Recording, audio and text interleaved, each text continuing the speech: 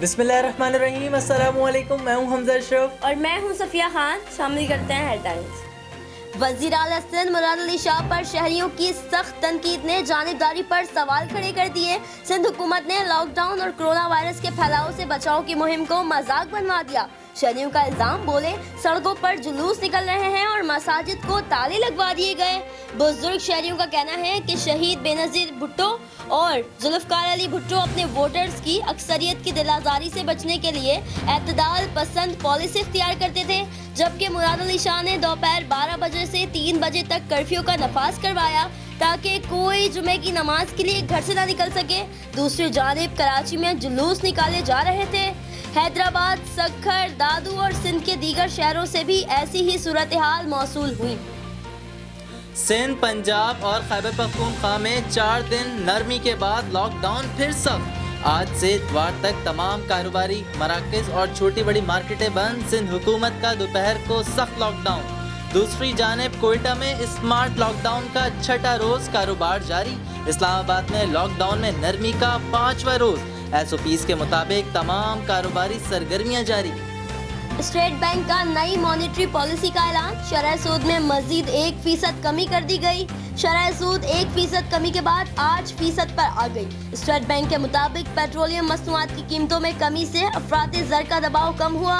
रवा माली साल महंगाई की शरह 11 से 12% रहेगी। आइंदा माली साल अफराते ज़र 7 से 9% रहने की तवक्को।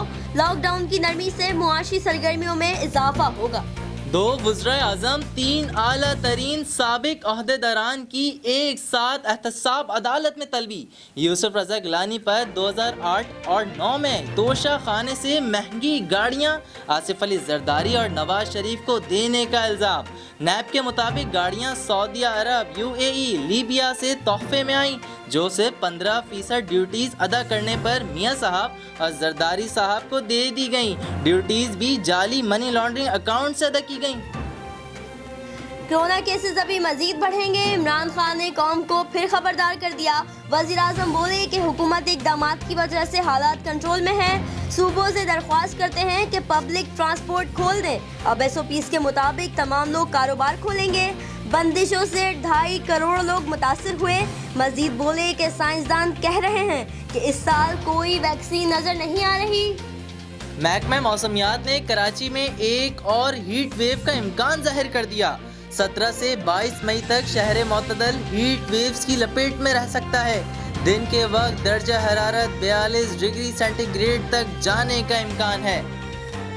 फिलहाल इतना ही। मजीद खबरों और अपडेट्स के लिए विजिट करें हमारी वेबसाइट csnlive.tv। इसके अलावा आप हमें फेसबुक और ट्विटर पर भी ज्वाइन कर सकते हैं। देखते रहिए CSN।